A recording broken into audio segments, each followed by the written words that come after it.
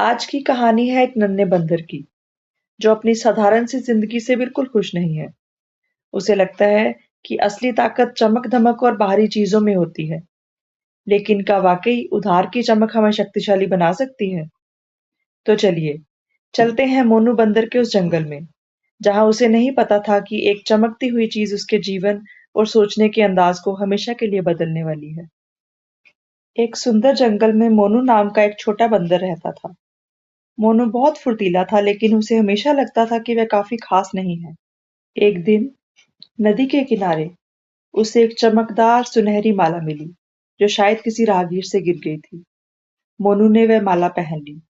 उसकी चमक देख बाकी सारे जानवर हैरान रह गए। मोनू को लगा कि अब वह जंगल का सबसे शक्तिशाली जानवर बन गया है। उसने घमंड में आकर पेड़ों पर कूदना और कसरत करना छोड़ दिया, बस अपनी माला चमकाने में लगा रहता। एक दिन एक तेज आंधी आई। तेज हवा के झोंके से वह माला टूटकर खाई में गिर गई। मोनू घबरा गया। उसने महसूस किया कि माला के बिना वह खुद को बहुत कमजोर और साधारण सा महसूस कर रहा है। तभी वहां से गजराज हाथी गुजरे। मोनू को उदास देखकर उन्होंने अपनी सूंड उसके कंधे पर रखी और कहा, मोनू बेटा, तुम उस माला के बिना उदास क्यों हो? वह चमक तो उधार की थी।